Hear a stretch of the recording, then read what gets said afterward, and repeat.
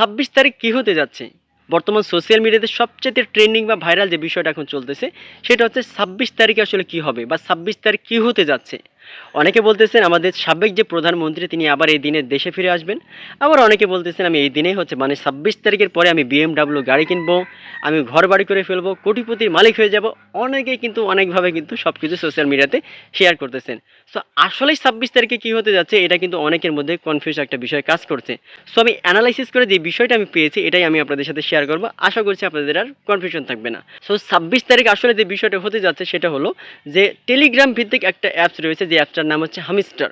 এটা হচ্ছে একটা গেমিং অ্যাপস। সো এই অ্যাপটা যারা খেলে তাদেরকে কিন্তু অ্যাপসটা খেলার বিনিময়ে কয়েন দেওয়া হয়।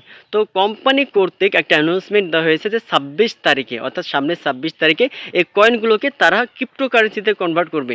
আর ক্রিপ্টোকারেন্সিতে যদি কনভার্ট করা হয় তাহলে এখান থেকে একটা হিউজ পরিমাণ একটা আর্নিংয়ের একটা বিষয় থাকবে।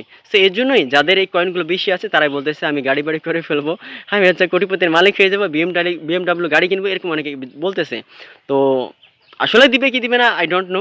বাট আমার মনে একটা যে বিষয় কনফিউশন ফেস করছে সেটা হচ্ছে দেখেন তাদের যতগুলো ইউজার রয়েছে, মিলিয়ন মিলিয়ন ইউজার রয়েছে, সব ইউজারদেরকে যদি তারা যদি আর্নিং যদি দিতে চায়, ক্রিপ্টোকারেন্সি যদি কনভার্ট করে, কি পরিমাণ হিউজ পরিমাণ আর্নিং দিতে হবে এটা আপনার জানা আছে? একটু থিঙ্কিং করেন। আসলে কি দিবে? আমার তো মনে হয় যে না। সো আসলে 26 তারিখে আসুক, তারপরেও বোঝা যাবে এটা আসলে কতটুকু যুক্তিযুক্ত সম্পূর্ণ বা ভিত্তি আছে কিনা 26 তারিখ আসলেই বোঝা যাবে। সো 26 তারিখে আসুক, তাহলেই বোঝা যাবে আসলে 26 তারিখে কী হতে যাচ্ছে। ধন্যবাদ।